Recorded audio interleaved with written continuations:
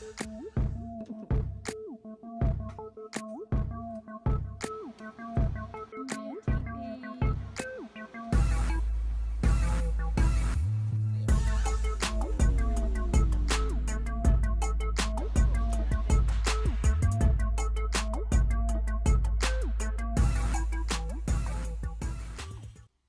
Ripples, and welcome to this week's edition of the Rippletime-TV. It is good to be back with you guys after a couple of crazy weeks. Our top story today is spirit shirts. That's right, the awesome FMMA spirit shirts. They have been delivered and are now on sale. There are 3 different designs to choose from. Each shirt is $10. You can bring your $10 in cash or in a check made payable to Fort Myers Middle Academy. All products go back to the school to support fun events for school. Now, are you wondering where to buy your shirt?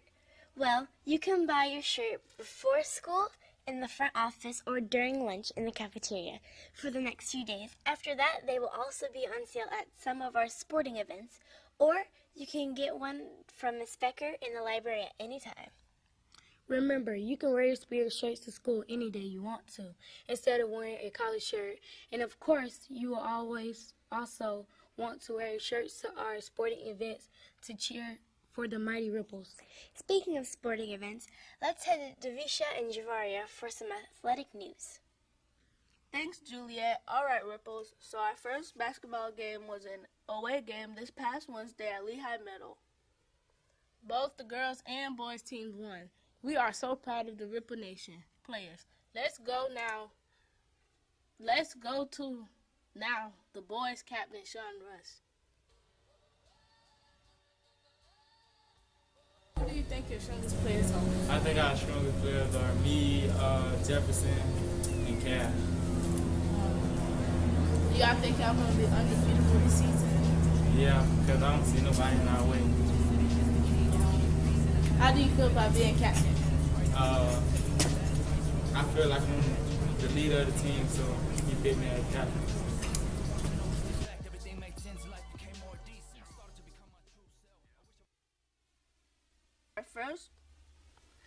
Our first home basketball game will be this coming Monday, now at 6 o'clock in the Ripple Dome against Veterans Park. Admission is $3 for adults and just $1 for students. Make sure you wear your spirit shirt. If you wear one of the new spirit shirts on sale, now you get into the game free. Also, the Kona Ice Cream truck will be here Monday night at the game, so make sure you bring a couple of dollars to buy a shaved ice too. The basketball teams will also have an away game next Wednesday against Alva. We have a bye this year, so we get to go right to round 2 basketball playoffs. Now that game will be at home in the Ripple Dome on October 12th, which is the day that we will be having a pep rally. So stay tuned for more info about that. It's going to be an awesome time. In other sports news, our cross-country runners have been hard at work preparing for their season. Here are some pictures of them practicing. They also raced yesterday at Varsity Lakes. On Monday, they will race at Dunbar, and Wednesday, they will race at Oak Hammock. Let's chat with 6th grade cross-country captain Chris Genius to his thoughts on the season.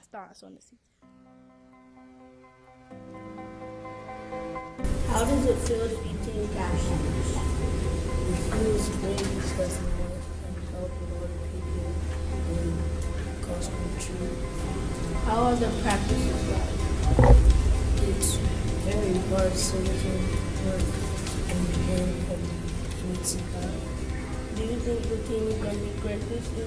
Yeah, because we do a lot of it. We wish all the runners good luck. Now let's head over to Ashley and Timothy for some academic announcements. Thanks, Javaria. Let's first talk about interims. Interim reports were originally supposed to be mailed out during the time we were out of school due to Irma. So that obviously got changed. Paper interims will be printed sometime next week instead. Right, so definitely double check that your grades are where you want them to be, since your parents are also going to be encouraged to check focus to monitor how you're doing in your classes.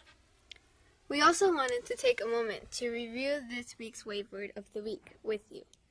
The word is atypical, which describes something not typical, something unusual or irregular.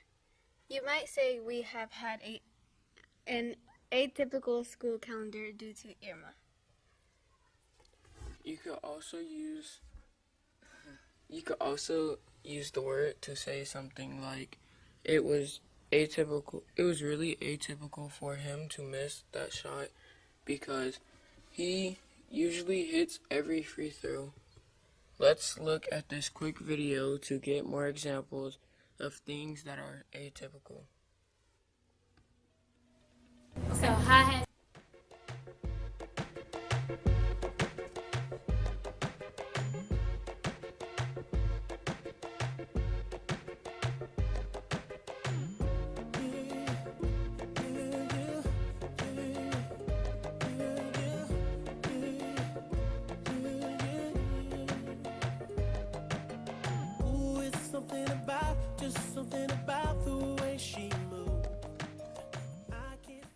Now before we head over to McKenna and Juliet for some additional news, let's watch the week's Student Spotlight.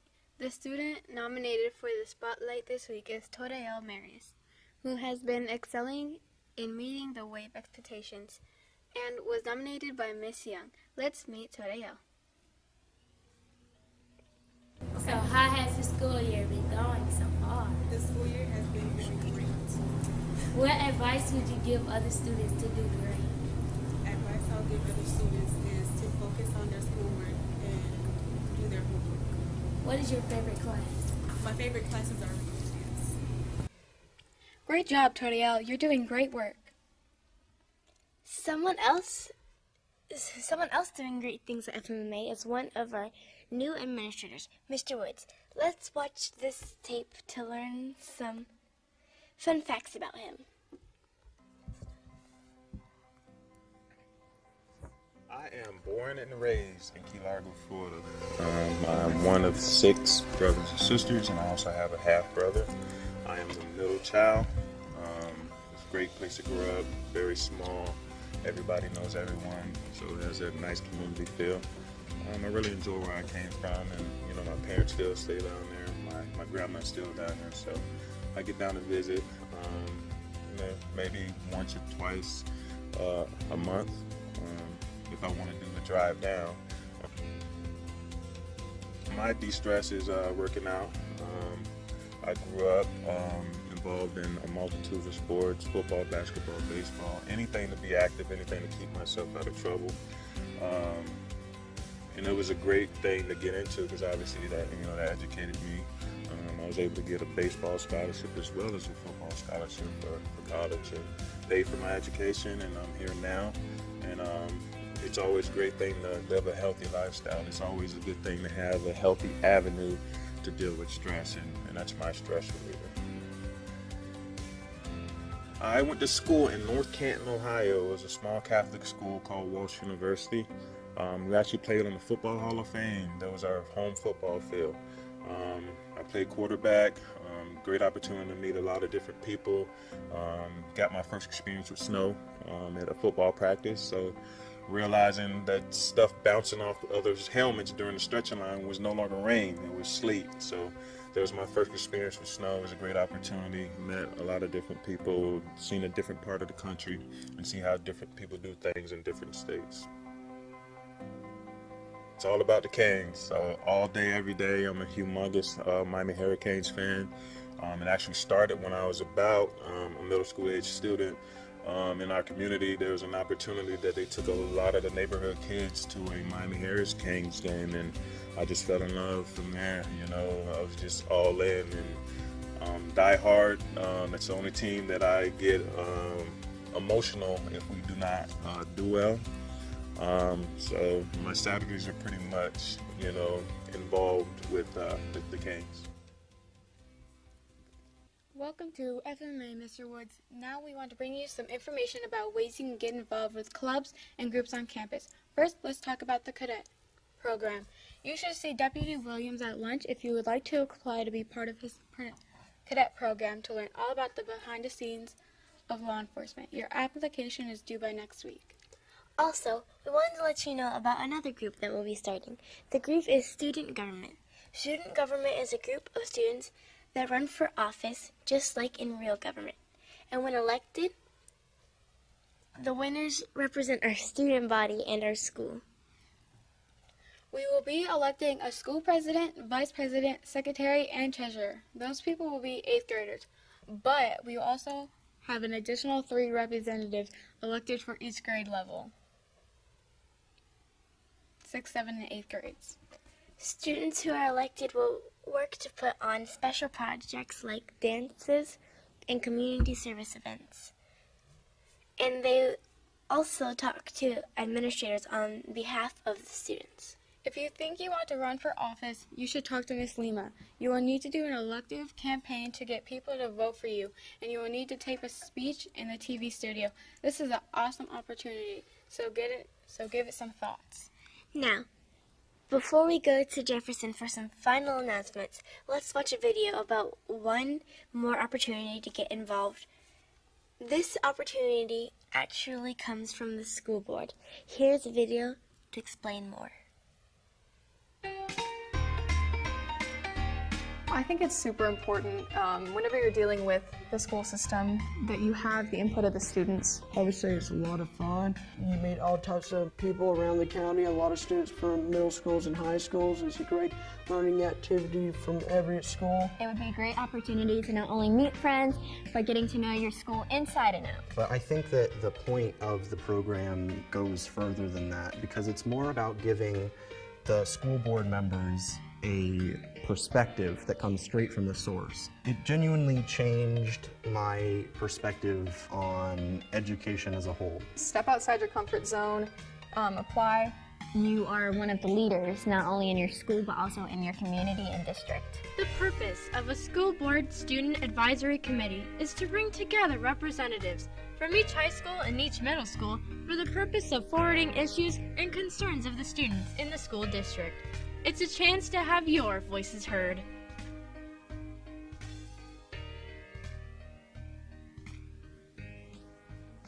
Hey Ripples, if you're interested in being on that school board student advisory committee, you can watch that video again later on the FMA YouTube channel to listen to the details again. Now on to other news. Did you know that this week is National Banned Book Week? A banned book is a book that has been outlawed from a library for some reason, like maybe people think it's too much explicit language or inappropriate scenes. The book gets censored so that kids and other people can't read it. This actually infringes on your rights as a reader. Let's watch this video that our librarian, Miss Alexander, found to hear more. Words have power.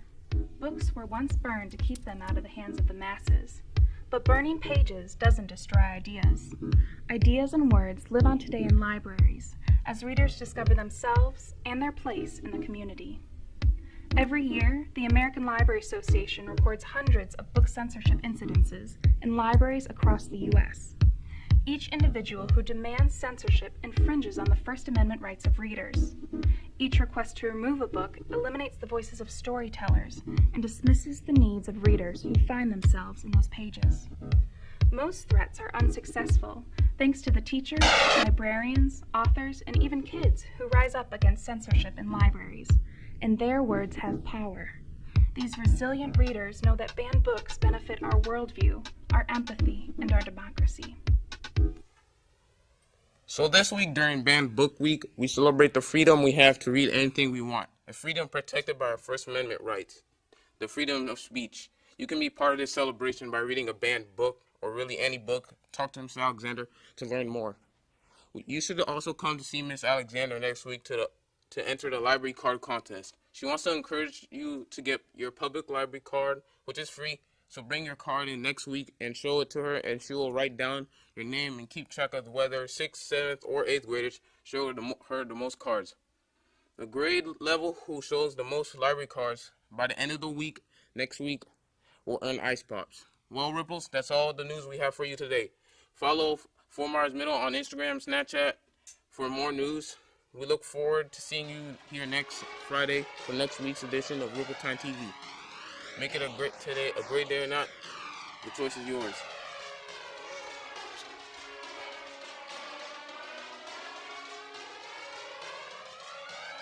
Brian Little.